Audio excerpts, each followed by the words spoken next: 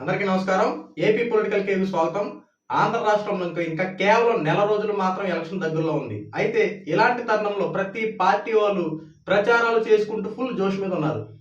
TDP అధినేత చంద్రబాబు నాయుడు కూటమిలో భాగంగా ప్రజాగలం అనే ఒక సభలు ఏర్పాటు చేసి ప్రజల్లో తిరుగుతూ అనేక చోట్ల ప్రచారాలు చేసుకుంటూ హామీల మీద హామీలు ఇస్తూ ప్రజల దగ్గర నుంచి ఓట్లు రాబట్టుకోవడం కోసం సర్వత్రా కృషి చేస్తా ఉన్నారు. అయితే ఇటు జగన్మోహన్ రెడ్డి ప్రస్తుత ముఖ్యమంత్రి అయినటువంటి వైఎస్ జగన్మోహన్ రెడ్డి కూడా మేము సిద్ధం అనే ఒక సభతో ఈ 5 సంవత్సరాల్లో చేసినటువంటి పరిపాలనను ప్రజలకు తెలియపరుస్తూ సంక్షేమ పథకాలు ప్రజలకు ఎలా అందించామో, ఏ రకంగా చేశామో, ప్రజలకు మేము ఎంత మేలు చేసామని చెబుతూ ప్రజల్ని మళ్ళీ ఇంకొకసారి నన్ను గెలిపించండి అంటూ ప్రజల్ని వైఎస్ జగన్మోహన్ రెడ్డి మళ్ళీ ఓట్లు అడిగే అవకాశంలో ముందుకు కొనసాగుతా ఉన్నారు.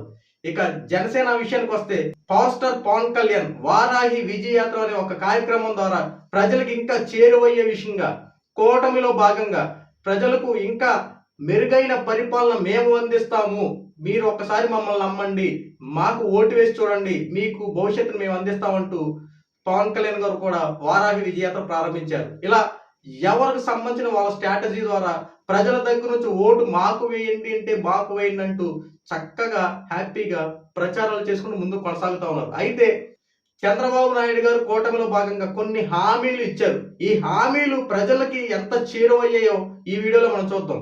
ఎవరైతే మన ఛానల్ చూస్తున్నారో మన ఛానల్ సబ్స్క్రైబ్ చేసుకోండి, పక్కన ఉన్న బెల్ ఐకాన్ ఆన్ చేయండి.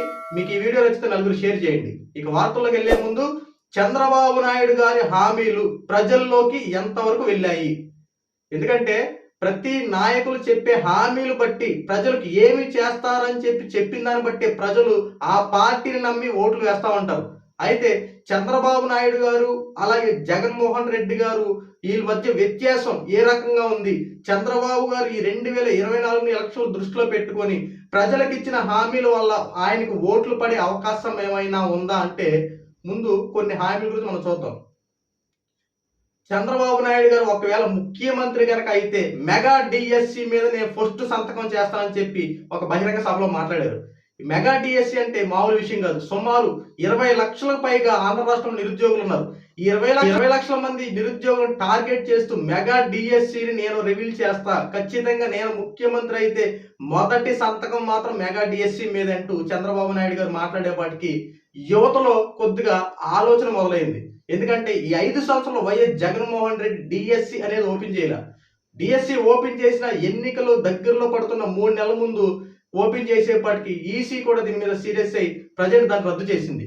అయితే ఇప్పుడు వైఎస్ జగన్మోహన్ రెడ్డికి ధీటుగా చంద్రబాబు నాయుడు గారు మెగా డిఎస్సి ఓపెన్ చేస్తాను అనేపాటికి యువతలో ఖచ్చితంగా కొన్ని మార్పులు వచ్చే అవకాశం ఉంది.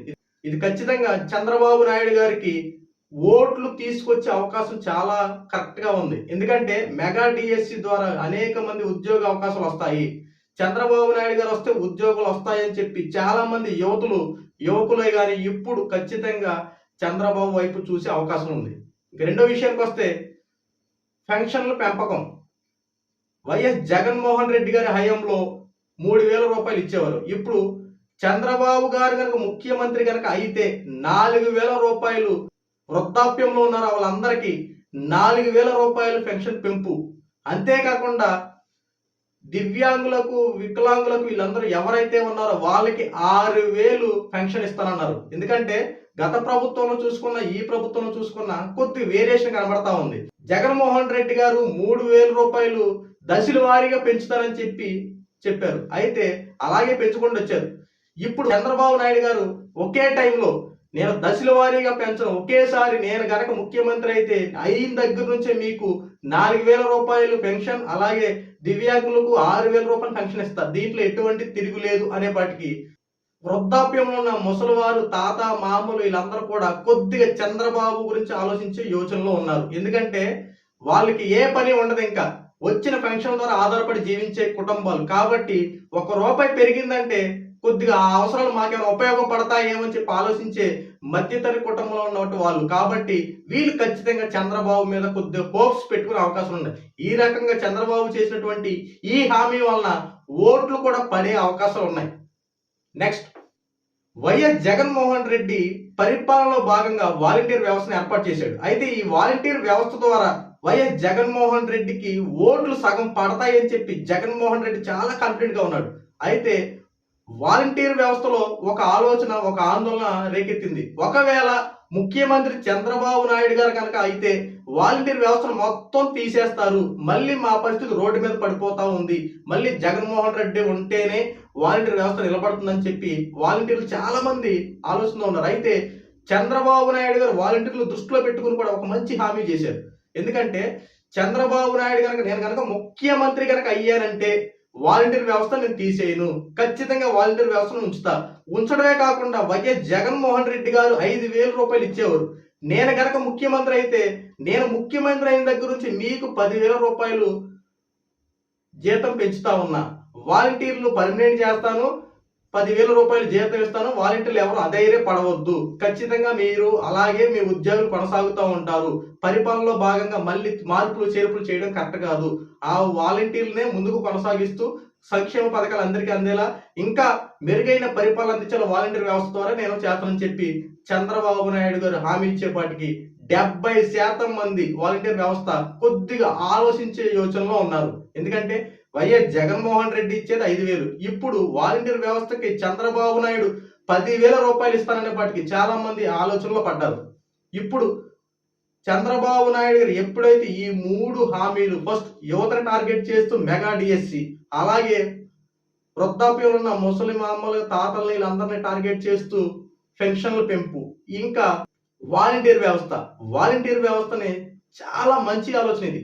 చంద్రబాబు నాయుడు గారికి ఇది ఒక మంచి ఓట్లు పడే అవకాశమైన నిర్ణయం అంటూ కొంతమంది మనకు వచ్చినటువంటి రిపోర్టుల ద్వారా, మనకు వచ్చినటువంటి వార్తల ద్వారా ఈ విషయం కరెక్ట్ అని చెప్పి నేను చెప్తా ఉన్నా. అంతేకాకుండా మహిళల కోసం ప్రత్యేకంగా చాలా పథకాలు పెట్టారు.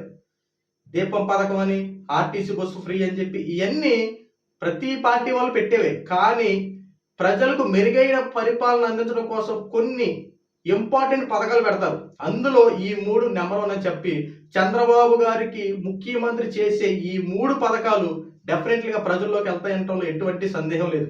జగన్మోహన్ రెడ్డి గారు సంక్షేమ పథకాలు పెట్టినా ప్రజల్లో ఒక ఆందోళన ఉంది. ఎందుకంటే ఇచ్చేది 5 రూపాయలు అయితే లాక్కునేది 10 రూపాయలు అనే ఒక నినాదం ప్రజల్లో రేకెత్తించింది. ఎందుకంటే పెడుతున్నారు కానీ మా దగ్గర నుంచి ఎక్కువ లాక్కుంటున్నారు అని చెప్పి జగన్మోహన్ రెడ్డి గారి మీద ఒక నింద పడింది. సో ఇది ఎవరైనా సరే అంతిమ నిర్ణయం ప్రజలదే కాబట్టి మేము ఎన్ని చెప్పినా ఆఖరి ప్రజల నిర్ణయం బట్టి ప్రభుత్వం ఏర్పడుతుంది కాబట్టి ఇది ప్రజాస్వామ్య పరిపాలన కాబట్టి ప్రస్తుతం ఉన్న ప్రణాళికల ప్రకారం, ప్రస్తుతం ఉన్న హామీలు జగన్మోహన్ రెడ్డి కన్నా చంద్రబాబు గారు ఇచ్చిన హామీలు కొద్దిగా మెజారిటీ పెంచే విధంగా ఉన్నాయి కాబట్టి ఎక్కువ శాతం ప్రభుత్వం చంద్రబాబుకి ఏర్పడే అవకాశం ఉన్నాయని చెప్పి ఈ వీడియో ద్వారా తెలియపరచడం జరిగింది. ఈ వీడియో నచ్చితే లైక్ చేయండి, షేర్ చేయండి, మరిన్ని అప్డేట్స్ కోసం మన ఛానల్ సబ్స్క్రైబ్ చేసుకోండి, పక్కనే ఉన్న బెల్ ఐకాన్ ఆన్ చేస్తే మేము పెట్టే ప్రతి వీడియో మీకు నోటిఫికేషన్ వస్తుంది. Thank you.